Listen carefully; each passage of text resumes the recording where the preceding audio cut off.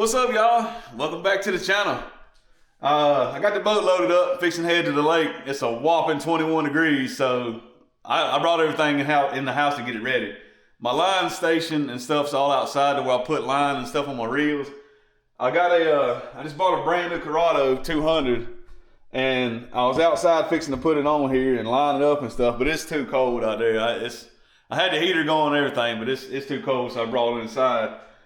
But the purpose of this video is, while I was looking at the reel, I see where they, if y'all can see down in there, they have the spot where you can put your line through to tie it on there. And it made me think that I never used that, or I never tie my line to my reel. And I've had people before, like, why you do that? The fish is gonna pull it off. Well, no, they're not. If it gets that far, you should have done relined your reels a long time ago.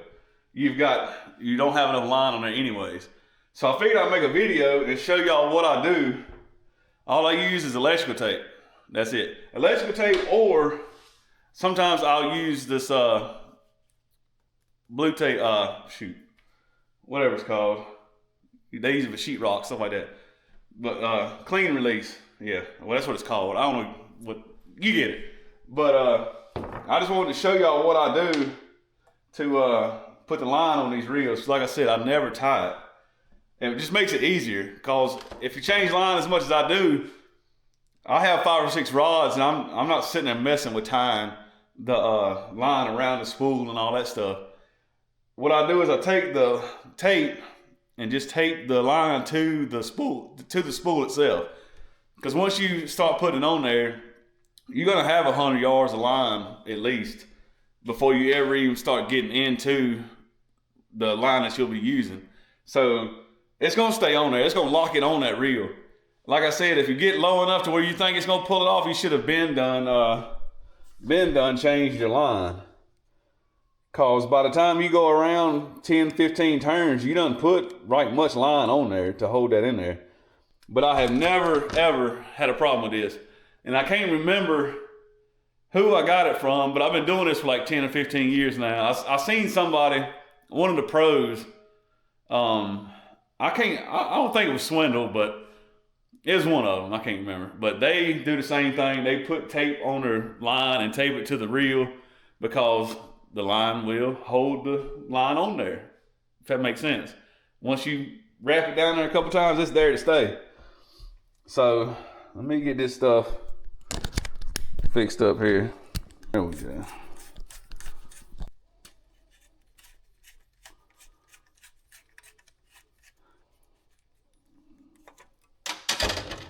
Yeah. Let me clean some of that up right quick. I love this rod. I've had it for a long time. It's an old Fenwick HMG.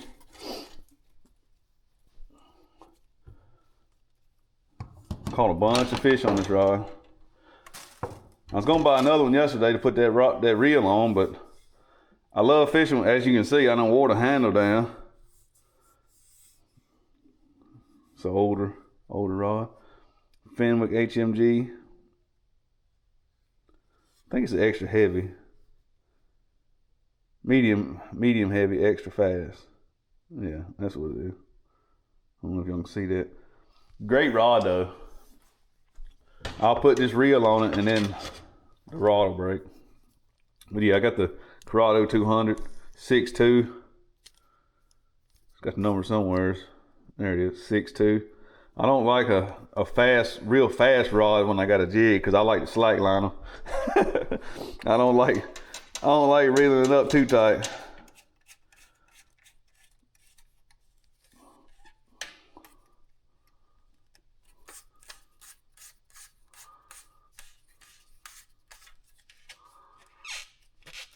There we go. Oh yeah. Ready to go snatch a giant today on the old jig, baby. I ain't made no jigs yet. I got the stuff, I didn't make them. I usually make my own, but per usual, I was over at Academy yesterday, and plus they didn't have no selection of jigs. So I had to go with the hybrid, 6 cents. I usually fish a lot of the Hackney jigs, but I figured I'd give these Divines a try.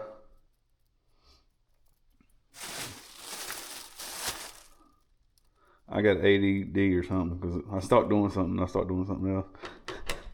But I always cut that weed guard just like that.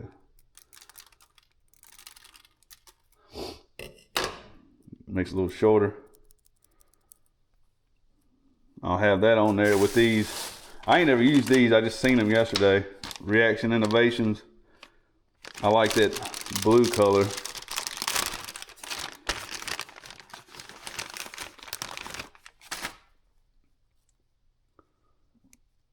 Yeah, that's a sweet color right there. They're called the Spicy Beaver. I ain't never seen but one spicy beaver. Of course, there's my old chatterbait. We're gonna probably throw it today some too. But anyway, let me get back on topic here. See, I get yeah, y'all get it. But I got some P-line. All I use is P-line these days, all the way up to 30 pounds. I always keep 20 pounds on my jig rod. Every now and then I might go 15 if I ain't got nothing, but 20 pounds is what I always stick with. Co-poly, P-line, stuff's good. It lasts a long time. You get some lines that they just deteriorate so fast, but with this stuff, it don't. In my opinion, that is. It might, I don't know, but in my opinion, it don't. From my extensive use of it, I'm using the kitchen cabinet as a workbench this morning. Like I said, it's cold outside. I usually just put it on the reel outside, but it's so cold I figured I might as well just get it ready in here and make a little video and show y'all what I do. Got a little cold coming on, so if I sound like I got my head in a bucket, that's it.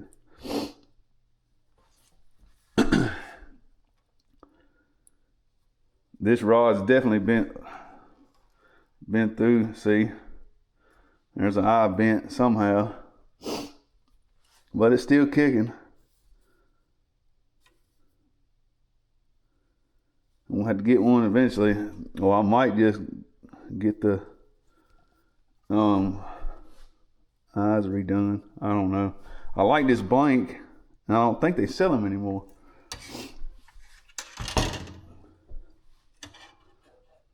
So here we go here.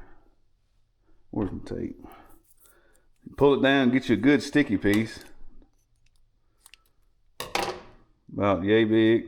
Because this right here is about the same width as the real spool that's down there, if y'all can see that. It's about the same width. And you don't need much. And the thing about this is, if you tie a knot and you don't tie the right knot, you're gonna have a high spot in your reel. With this way, that can't happen. It sucks to get like the reel almost all the way spooled and then realize there's a high spot in there. All right, what you do is get your little piece of tape, about yay long. It ain't got to be perfect. You just kind of want to make it big enough that it will hold it on there. And you stick your line to it just like that.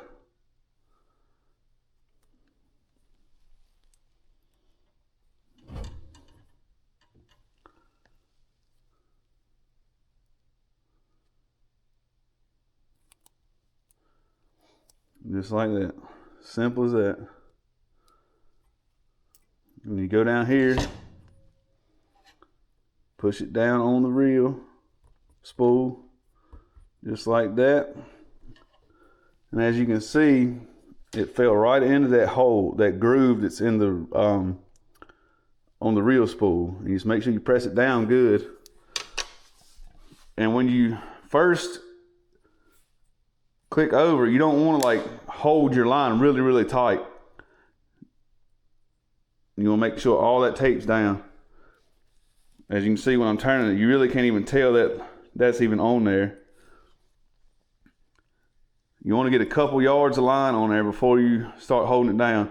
Now you're good. So I'm gonna finish up this video, and I'm gonna take it outside and go ahead and put that on my my spooler out there. I got a setup out there. I think I got it from Cast King. I think that's right. Got all my rods set up on it and all that stuff, so I can just put the spool on there and just roll on with it and reel as fast as I want to. But that's it. I figured I'd drop y'all a little tip and let me know what you think. Some people think it's wrong, like you shouldn't do it, but I've been doing it for years, and like I said, if a fish pulls that off, you should have put more line on there to start with. So that's my tip for today. Y'all catch a big one. I'll catch y'all on the next one. Later.